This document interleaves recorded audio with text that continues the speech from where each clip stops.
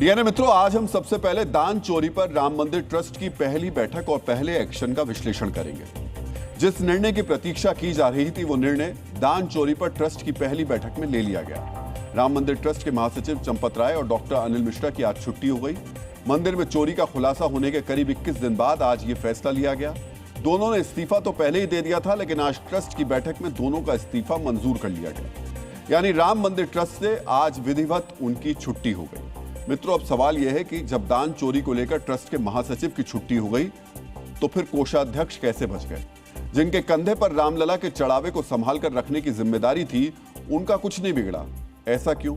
जिन्होंने बैठक में सबके बीच कहा गलती हो गई, उनकी कुर्सी कैसे बच गई? मित्रों, चाणक्य नीति का एक सूत्र है, अधीनस्थों के दोष और पापों के लिए राजा भी दंड का भागीदार होता है। यहां राजा से तात्पर्य उस अधिकारी से है जिसके अधीन में रहकर कर्मचारियों ने चोरी की। राम मंदिर में हुई दान चोरी में चंपत राय, डॉक्टर अनिल मिश्रा या फिर स्वामी गोविंद देव गिरी की किसी भी तरीके की संलिप्तता है या नहीं, इसकी पड़ताल अभी चल रही है। लेकिन नैतिकता यही कहती है कि उनके कार्यकाल में चोरी हुई है, इसलिए उन पर कार्रवाई को लेकर फैसले करने के लिए आज बैठक हुई थी। ट्रस्ट के अध्यक्ष महंत नृत्य गोपाल दास की अध्यक्षता में बैठक हुई। बैठक में महंत नृत्य गोपाल दास के अलावा स्वामी गोविंद देव गिरी, स्वामी परमानंद गिरी महाराज, स्वामी विश्व प्रसन्न तीर्थ, महंत दिनेंद्र दास, ट्रस्ट के सदस्य कृष्ण मोहन और अयोध्या के कलेक्टर शशांक त्रिपाठी मौजूद थे। ट्रस्ट के सबसे बुजुर्ग सदस्य के पराशरण बैठक में ऑनलाइन मौजूद थे। बैठक में सबसे पहले सदी के सबसे बड़े महापाप पर खेद व्यक्त किया गया। इसके बाद कोषाध्यक्ष स्वामी गोविंद देवगिरी ने बैठक का एजेंडा रखा। फिर चंपत राय और अनिल मिश्रा के इस्तीफे पर चर्चा हुई। ट्रस्ट के सभी सदस्यों ने स्वीकार किया कि राम भक्तों की आस्था को ठेस पहुंची है। सूत्रों के मुताबिक ट्रस्ट के सदस्य संतों ने चढ़ावा चोरी और रामधन गबन विवाद को लेकर भारी नाराजगी जताई। सूत्रों के मुताबिक स्वामी परमानंद गिरी महाराज बहुत अधिक क्रोधित थे। स्वामी विश्व प्रसन्न तीर्थ ने कहा, यह चोरी सिर्फ चोरी नहीं है, बल्कि एक कलंक है। महंत दिनेंद्र दास ने कहा कि हम लोगों ने राम मंदिर के लिए अपना पूरा जीवन समर्पित कर दिया।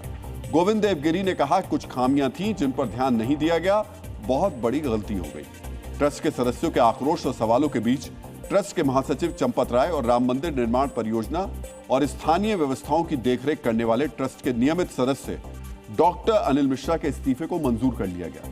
अब हम आपको सुनाते हैं ट्रस्ट के कोषाध्यक्ष ने क्या कहा। श्रीमान चंपत राय जी और न्यासी अनिल जी मिश्रा, इन दोनों ने त्यागपत्र प्रदान किया है। जिसको मान्य करना न मान्य करना, यह हमारे हाथ की बात नहीं थी। के पराशरन जी ने एक बड़ा सुंदर मुद्दा सामने लाया कि संविधान के अनुसार, इस न्यास के बने हुए कॉन्स्टिट्यूशन संविधान के अनुसार त्यागपत्र देते ही वह स्वीकृत माना जाता है, और इसलिए हम लोगों के पास अन्य कोई चारा ही नहीं था। जिस कोष से चोरी हुई है, उसके कोषाध्यक्ष ने सवालों में घिरे चंपत राय को ईमानदारी का सर्टिफिकेट भी दे दिया। उन्होंने ये साबित करने की कोशिश की चंपत राय पूरी तरह निर्दोष है। मित्रों, चंपत राय और अनिल मिश्रा निर्दोष हैं या दोषी, इसे लेकर एसआईटी की जांच अभी चल रही है, इसलिए प्रतीक्षा करने की आवश्यकता है। लेकिन गोविंद देवगिरी जी ने उन्हें क्लीन चिट दे दी। ये वही गोविंद देवगिरी हैं जिनके खुद को लेकर ट्रस्ट की बैठक में सवाल उठे। सूत्रों के मुताबिक स्वामी गोविंद देवगिरी की भूमिका को लेकर ट्रस्ट की बैठक में सवाल उठे। विशेषकर उन्होंने कल जो सफाई दी थी, उस पर भी सवाल उठाए गए। लेकिन जब वो मीडिया के सामने आए तो तमाम बातों के बीच उस मुद्दे को गौण कर गए। उन्होंने चंपत राय और अनिल मिश्रा से लेकर कई अन्य विषयों पर बातें की, लेकिन अपने ऊपर उठे सवालों पर कुछ भी नहीं कहा। उन्होंने इतना जरूर कहा कि प्रसारण माध्यम झूठ बोल रहे हैं और जो खबरें दिखाई जा रही हैं वो झूठी हैं। सबसे पहले हम आपको सुनाते हैं जिन स्वामी गोविंद देवगिरी के कोषाध्यक्ष रहते कोष से गबन हुआ, उन्होंने क्या कहा। प्रसार माध्यमों में जो कुछ बड़ा बड़ा हवा सामने खड़ा करके कहा जा रहा है, वह कितना सत्य है, इसको समाज को जानना चाहिए। झूठ मूठ की अनेक बातें अनर्गल प्रलाप करते हुए अनेक प्रसार माध्यम हम लोगों के सामने रखते हैं और झूठ का प्रचार करते हैं। इस बात से समाज को सावधान हम करना चाहते हैं। हमें कहा जाता है कि वहाँ पर केवल दान पात्रों में चोरी नहीं हुई, तो अनेक अच्छे अच्छे पदार्थ जो दिए गए, अनेक वस्तुएं जो प्रदान की गई, वे भी कहाँ गुल हो गई, वे कहाँ चली गई। 2800 वस्तुओं का रजिस्टर हम लोगों के पास उपलब्ध है और वे सारी वस्तुएं सुरक्षित हैं। मीडिया की खबरों को झूठ बताते हुए स्वामी गोविंद देवगिरी ने बाकायदा वो तस्वीर दिखाई जिनके गायब होने के आरोप लगाए जा रहे थे। इनमें स्वर्ण मंडित रामचरितमानस, काक भुषुंडी, चरण पादुकाएं और हार शामिल हैं। उन्होंने ये सत्यापित करने का प्रयास किया कि कोई भी वस्तु चोरी नहीं हुई है। मित्रों, अगर ये वस्तुएं चोरी नहीं हुई हैं तो बहुत अच्छी बात है, ऐसा होना भी चाहिए। लेकिन यह भी सत्य है कि दान की चोरी हुई है, पैसे चुराए गए हैं और यह भी सच है कि उस कोष में चोरी हुई है जिसके कोषाध्यक्ष गोविंद देवगिरी हैं। जिस तरह आज उन्होंने चंपत राय को क्लीन चिट दी, उसी तरह कल उन्होंने खुद को भी पवित्र और निर्दोष घोषित किया था। कल उन्होंने राम भक्तों के नाम एक सार्वजनिक चिट्ठी लिखी थी। जब जी न्यूज ने ट्रस्ट के कोषाध्यक्ष से जिम्मेदारी के साथ सवाल पूछे और हमने डीएनए के अंक में उनकी चुप्पी पर सवाल उठाए, तब जाकर 20 दिनों के बाद उन्होंने 500 से 600 शब्दों की एक लंबी चौड़ी चिट्ठी लिखी। देश के राम भक्तों के नाम लिखे गए 10 पॉइंट में उन्होंने सबसे पहले खुद को क्लीन चिट दी। खुद को निर्दोष बताते हुए उन्होंने क्या क्या लिखा वो अब हम आपको बताते हैं। खुद को बेकसूर बताते हुए उन्होंने तर्क दिया कि वो बैंक खातों के अधिकृत हस्ताक्षरकर्ता नहीं है और ना ही उनके पास कोई चेकबुक रहती है। भुगतान सीधे बैंक ट्रांसफर के माध्यम से होते हैं। दैनिक चढ़ावे के संग्रहण और उसकी गिनती की प्रक्रिया स्थानीय ट्रस्टियों की देखरेख में होती है। इसमें उनके सीधे तौर पर कोई भूमिका नहीं है।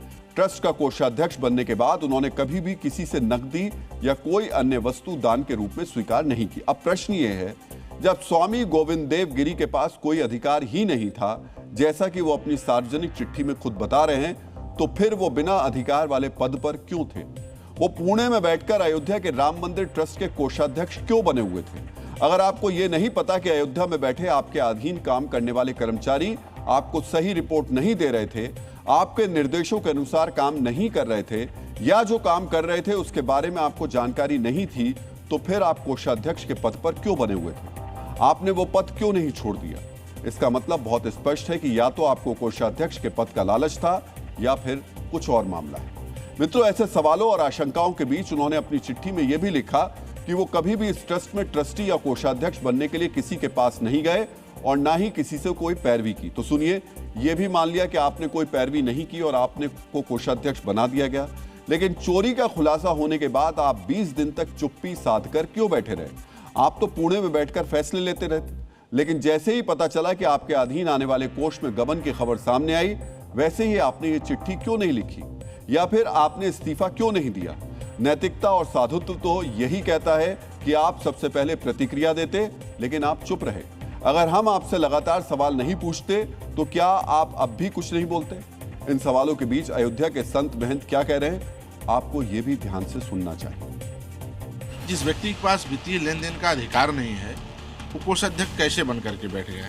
इसका मतलब कि आप पद की लोभवश आप कोषाध्यक्ष बने बैठे थे। अगर आपके पास अधिकार नहीं था, आपने अभी तक इन बातों को क्यों नहीं उठाया? हस्ताक्षर का अधिकार किसी और को दिया, लेन देन का अधिकार किसी और को दिया। ये सोची समझी रणनीति है इसका मतलब। अगर उनके पास इन सब अधिकार नहीं था तो फिर ट्रस्ट को संचालन कौन लोग कर रहे हैं, किनके इशारे पर यह काम कर रहा है, यह भी स्पष्ट होना चाहिए। उन्होंने कहा कि मैं कोषाध्यक्ष तो जरूर हूं, लेकिन मेरे साइन से कोई पैसे निकासी या पैसे जमा नहीं होता था। तो हम लोग भी ट्रस्ट चलाते हैं, तो जो कोषाध्यक्ष होता है प्रायः ज्वाइंट खाता कोषाध्यक्ष के साथ ही होता है। ये भ्रम में लोगों को डाल रहे हैं। अगर सिग्नेचर करने का अधिकार नहीं था तो जनता को क्यों नहीं बताए? समझ रहे हैं आप इस आक्रोश को? आज कोई भी राम भक्त ट्रस्ट के कोषाध्यक्ष स्वामी गोविंद गिरी जी महाराज की भूमिका को लेकर इतना ही आक्रोशित है। गोविंद गिरी जी महाराज को राम मंदिर में एक बहुत बड़ी जिम्मेदारी सौंपी गई थी, जिसमें वो न सिर्फ असफल रहे बल्कि अब खुद को निर्दोष साबित करने का भी प्रयास कर रहे हैं। आज जब मीडिया के सामने आए तो अपनी भूमिका बताने के बजाय राजनीतिक बातें कर रहे थे। हम आपको सुनाते हैं कि वो किस तरह विपक्षी पार्टियों पर निशाना साध रहे हैं। जिन लोगों ने कभी राम का नाम नहीं लिया, राम का विश्वास नहीं किया, राम भक्ति जिनकी पीढ़ियों में कभी हुई नहीं, ऐसे लोगों को राम भक्ति उभर करके आ गई। कार सेवकों पर गोलियां चलाने वाले अचानक राम भक्त बन गए और जालीदार टोपी पहन करके और केवल इफ्तार पार्टियां के लिए जाने वाले और कभी आकर के राम जी का दर्शन न करने वाले भी राम जी का दर्शन करने के लिए आ गए। इसका सीधा सीधा अर्थ यह है कि ये चोरी का निमित्त बना करके हिंदुत्व के विरोध में माहौल खड़ा करना, इस देश में एक अराजकता का काम निर्माण करना, इस प्रकार का षड्यंत्र मुझे अवश्य दिखता है। स्वामी गोविंद देव गिरी मंदिर ट्रस्ट के कोषाध्यक्ष हैं। उन्हें मंदिर और मंदिर की व्यवस्था पर बोलना चाहिए।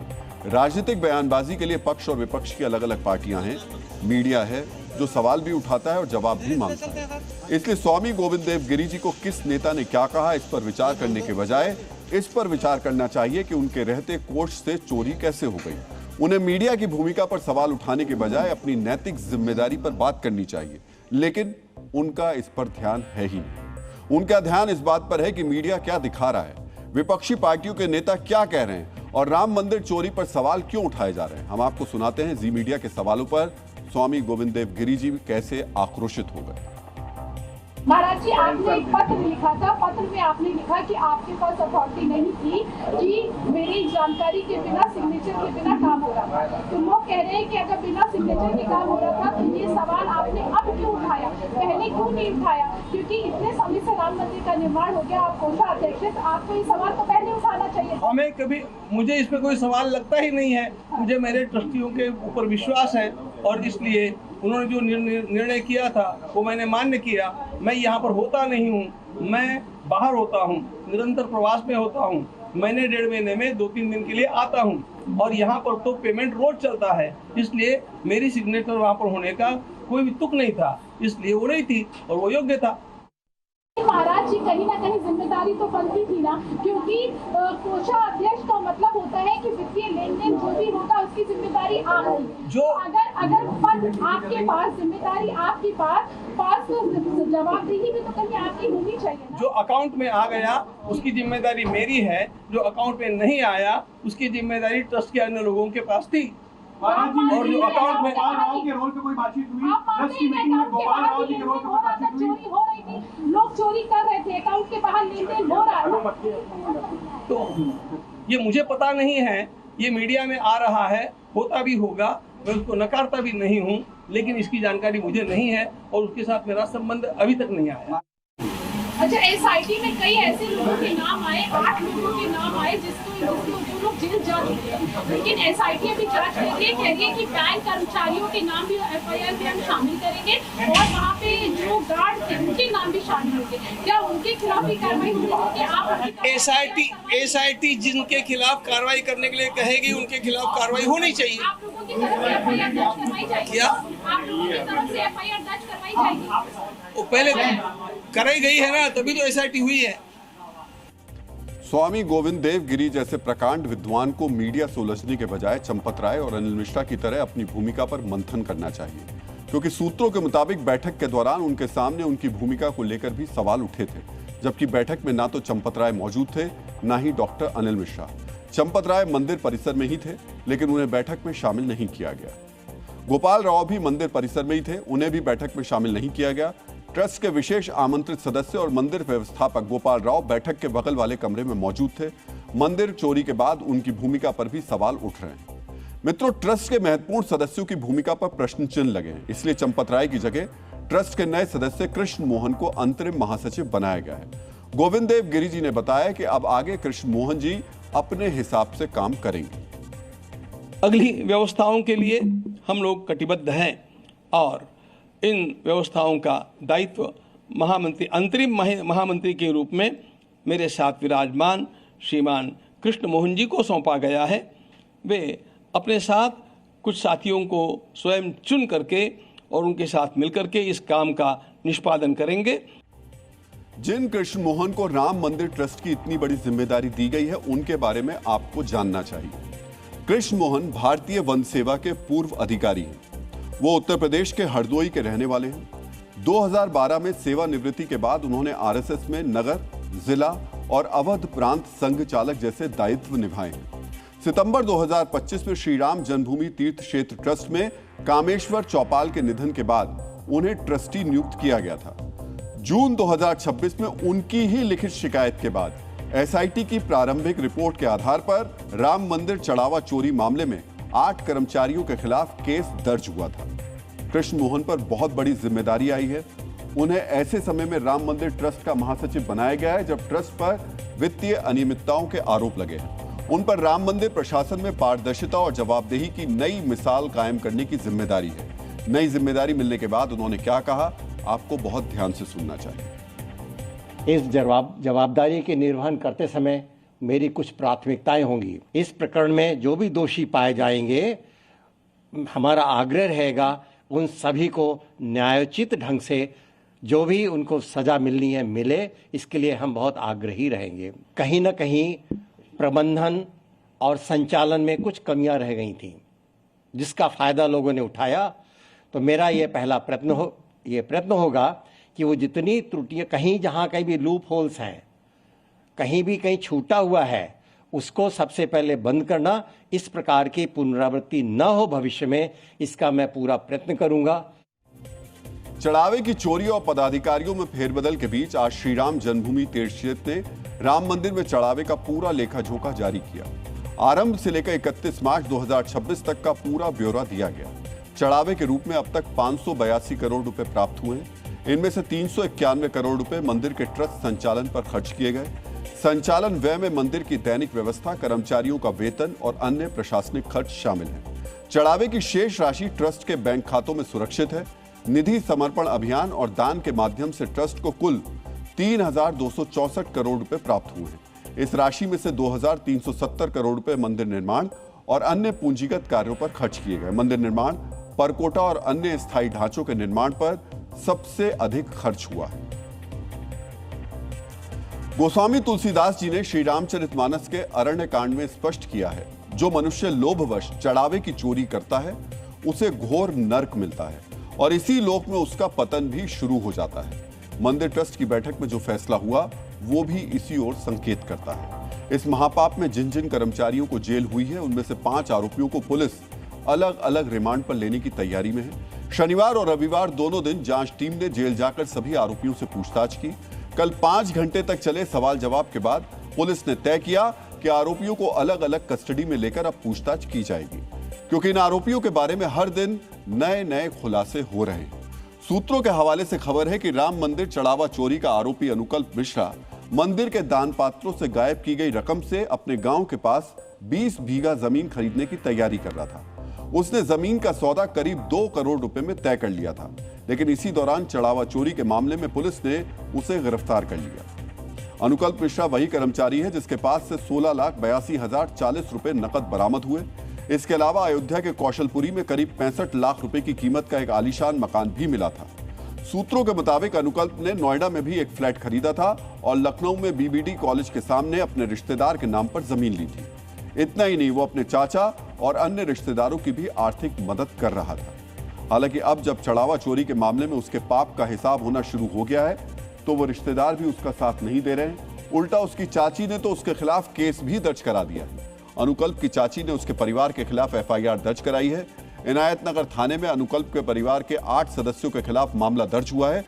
सोचिए, जिस रिश्तेदार और परिवार के लिए वो चोरी के पैसों से मदद कर रहा था, वही अब उसके साथ नहीं दे रहे हैं। इसलिए कहा गया है कि अधर्म से कमाए गए धन से कभी किसी का स्थायी भला नहीं होता। जब मनुष्य अधर्म के रास्ते पर चलता है तो उसके साथी और परिजन केवल तब तक उसके अनुकूल रहते हैं जब तक उसकी जेब में पैसा आता रहता है। जैसे ही बदनामी, पुलिस या न्यायालय का शिकंजा कसता है, समाज और सगे संबंधी भी उससे पल्ला झाड़ लेते हैं। अनुकल्प मिश्रा के साथ भी यही हो रहा है। हालांकि ट्रस्ट से जुड़े जिन लोगों पर आरोप है, उनके साथ भी कमोवेश यही हाल है।